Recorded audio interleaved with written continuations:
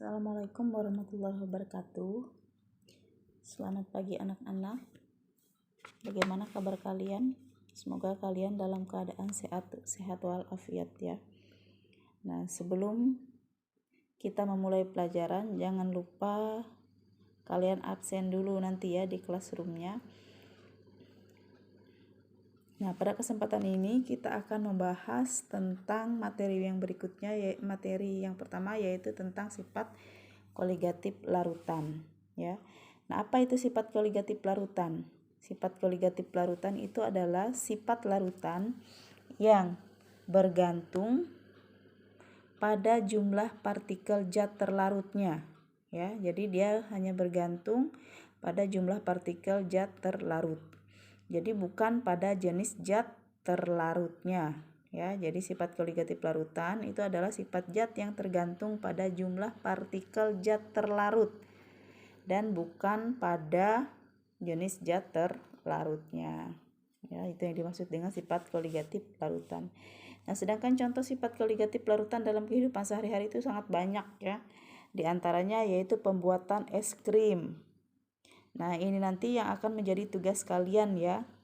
Apa contohnya? Misalnya, pembuatan es krim itu apa hubungannya dengan sifat koligatif larutan?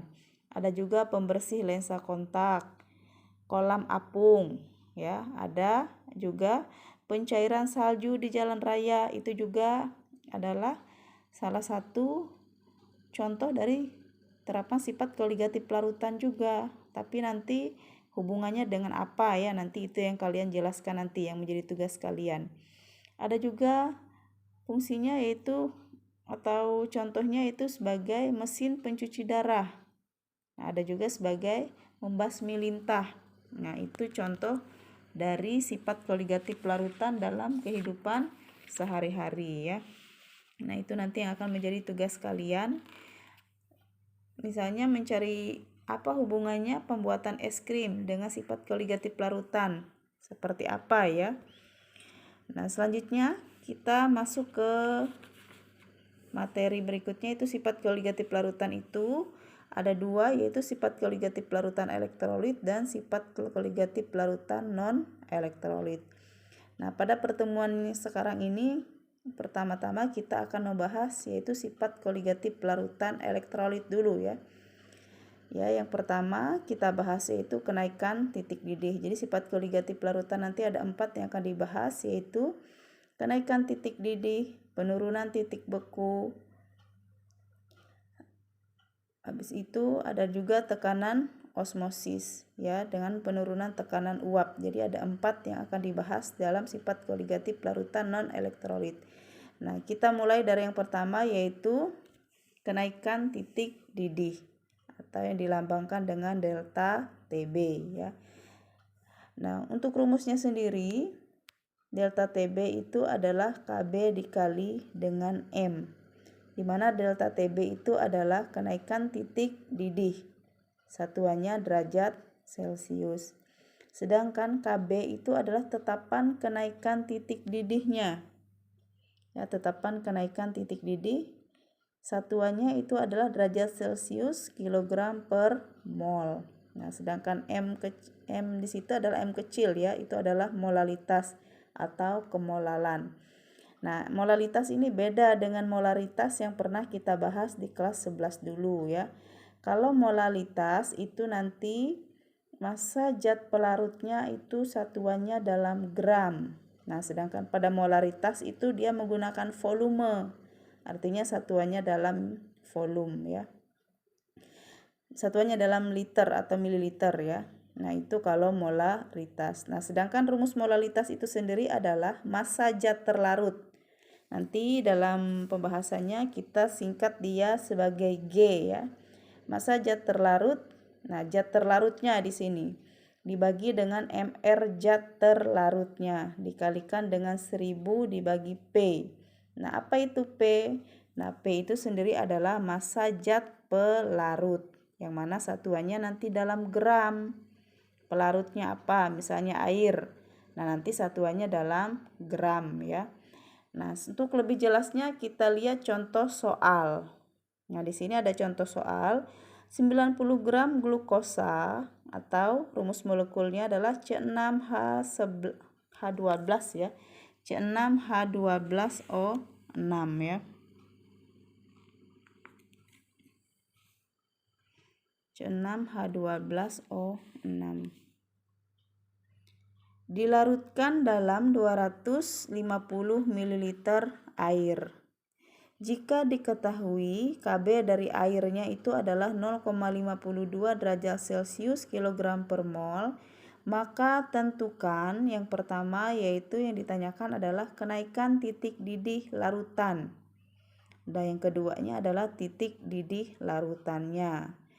Nah, di mana diketahui juga di soal itu AR dari masing-masing atomnya ARC itu 12, ARO 16 dan ARH itu adalah 1 ya. Nah, untuk lebih jelasnya di sini ada penjelasannya ya. Nah, di sini diketahui dari soal tadi adalah apa aja yang diketahui dari soal, yaitu massa dari glukosanya, yaitu massa dari C6H12O6-nya itu adalah 90 gram. Habis itu P atau massa dari airnya tadi, massa dari H2O-nya adalah 250 ml. Nah, Kb airnya itu adalah 0,52 derajat Celcius kilogram per mol. Nah, sekarang kita perhatikan di soal massanya dia masih menggunakan mililiter, sedangkan kita tahu tadi massa dari zat pelarutnya itu satuannya adalah massa. Nah, maka di sini kita bisa mengubahnya ke dalam massa, yaitu dengan menggunakan, kita tahu bahwa massa jenis dari air ini juga nanti mungkin tidak ada di soal ya, karena kalian dianggap tahu bahwa massa jenis dari air itu adalah 1 gram per mililiter.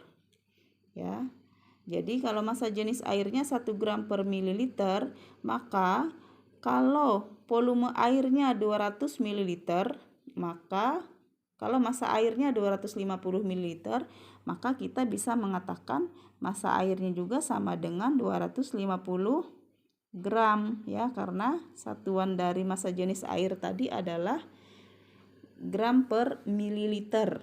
Jadi kalau dia 200 ml berarti itu sama juga dengan 250 gram. Sehingga kita bisa ketemu P-nya sama dengan 250 gram. Nah, Kb airnya sudah ada juga pada soal tadi, yaitu 0,52 derajat Celcius kilogram per mol. Nah, sekarang tinggal kita AR dari masing-masing unsur tadi juga sudah diketahui, C12, O16 dan H1. Nah, sekarang kita yang ditanya dari soal tadi apa? Yang pertama adalah kenaikan titik didih atau dia dilambangkan dengan delta Tb. Nah, bedakan ini. Di sini ada naik, ada kata-kata ada kenaikan. Nah, yang ke B ini tidak ada. Nah, kalau dia ada kenaikan, maka yang ditanya adalah deltanya. Ada delta di depan ya. Maka yang ditanyakan adalah delta Tb-nya. Berapa kenaikan titik didihnya? Maka kita bisa gunakan rumus yang sudah kita ketahui tadi, bahwa delta Tb itu adalah Kb dikali M. Nah, karena molalitas di sini belum diketahui, maka kita jabarkan rumus molalitasnya jadi G per Mr. G itu tadi adalah massa zat terlarut ya, massa zat terlarutnya. Sedangkan P itu adalah massa zat pelarut. Jadi yang terlarutnya di situ tadi adalah glukosa. Maka G yang di sini adalah kita masukkan massa dari glukosa yang 90 gram. Dibagikan dengan MR. Nah, MR-nya kita masih belum tahu. Ya, belum tahu MR-nya. P-nya sudah tahu tadi. P-nya adalah 250 gram ya. Nah, sehingga kita mencari dulu MR-nya.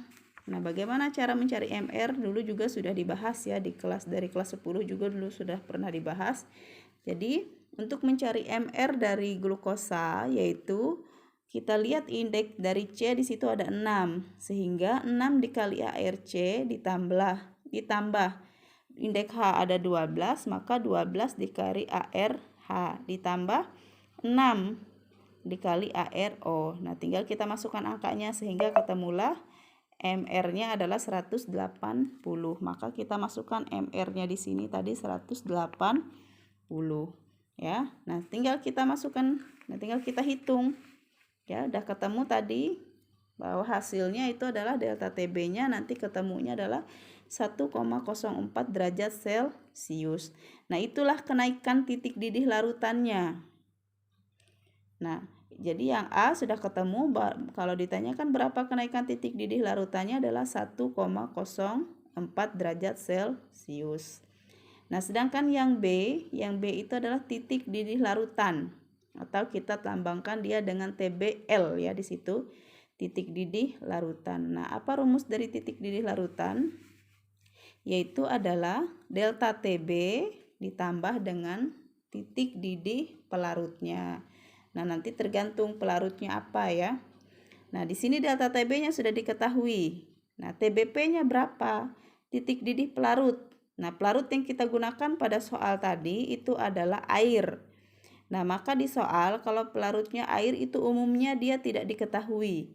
Karena itu dianggap kalian sudah tahu bahwa air itu mendidih pada suhu 100 derajat Celcius. Maka tinggal kita tambahkan 1,04 tadi kita tambahkan dengan 100, maka ketemulah kita bahwa titik didih dari larutannya itu adalah 101,04 derajat Celcius. Ya, jadi itu penjelasan tentang kenaikan titik didih larutan zat non-elektrolit ya. Kita tahu bahwa glukosa itu termasuk dalam non-elektrolit ya. Itu dulu untuk penjelasannya. Kalau ada yang kurang jelas bisa kita tanyakan nanti pada Zoom ya. Pada saat kita Zoom nanti kalau ada yang kurang jelas bisa kalian tanyakan atau bisa juga kalian chat pribadi Ibu ya. Ya. Itu dulu. Assalamualaikum warahmatullahi wabarakatuh.